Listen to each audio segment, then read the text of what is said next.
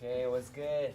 We are Sungmin, Juan, and Youngjin, and we're talking about Anna Karenina, which is written by Leo Tolstoy. So, yeah, let's talk about the author.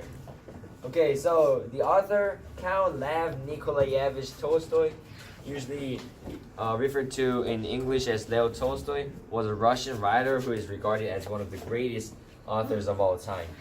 He received multiple nominations for Nobel Prize in Literature every year from 1902 to 1906, and nominations for Nobel Peace Prize in 1901, 1902, and 1910, and his miss of the prize is a major Nobel Prize controversy. Born to an aristocratic Russian family in 1828, he is best known for the novels War and Peace and Anna Karenina, often cited as pinnacles of realist fiction. He first achieved literary acclaim in his 20s with his semi-autobiographical trilogy Childhood, Boyhood, and Youth, and Sevastopol sketches based upon his experiences in the Crimean War. Tolstoy's fiction includes dozens of short stories and several novellas such as The Death of Ivan Ilyich, Family Happiness, and Haji Murad.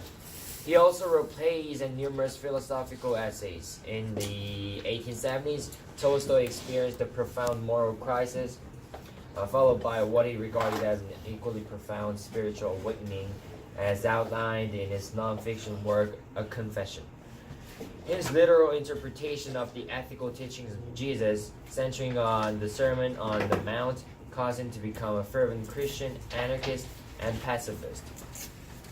Tolstoy's ideas on nonviolent resistance, expressed in such works as The Kingdom of God is Within You, were to have a profound impact on such pivotal 20th century figures as Mohandas Karamchand Gandhi and Martin Luther King Jr.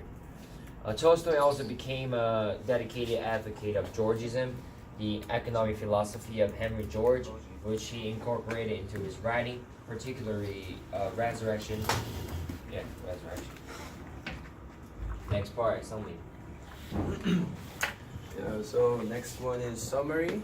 So the story begins with a Dolly's sister Kitty is courted by two suitors, Levin and Edward, landowner, and Vronsky, a dashing military man. So Kitty turns down Levin in favor of Vronsky, but not long after, Vronsky meets Anna Karenina and falls in love with her instead of Kitty.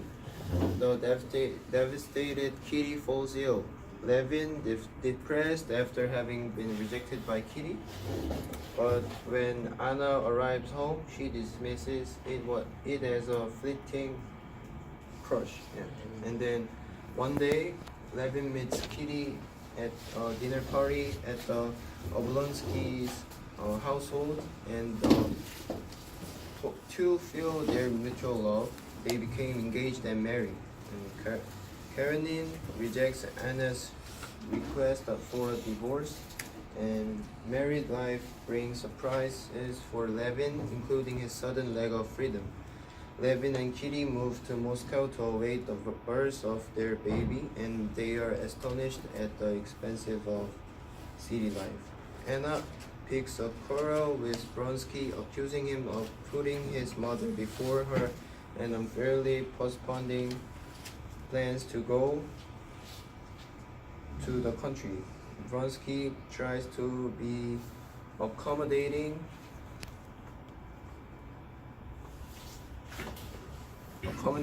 but Anna remains angry. When Vronsky leaves on an errand, Anna is tormented. At the station, despairing as dazed by the crowds, Anna throws herself under a train and dies. Kitty becomes worried by Levin's gloomy mood.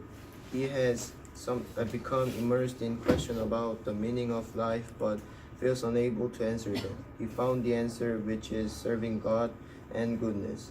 Levin feels real love for his son, and Kitty is pleased. And Levin reflects again that the meaning of his life lies in the good that he can put into. Okay. The main moral lesson in this book is that there are two parts of that, and one is there's no real answer for love because there were two couple, but they were really different. Like one cheated on a man, and one were a real true love. But the similarities were although it could be a tragic love, but they still loved each other and they supported each other. So we could not say there's an actual answer to love.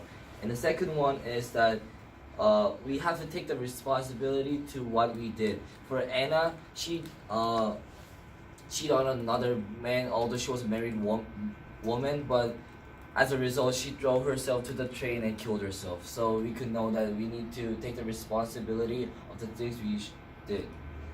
Thank you.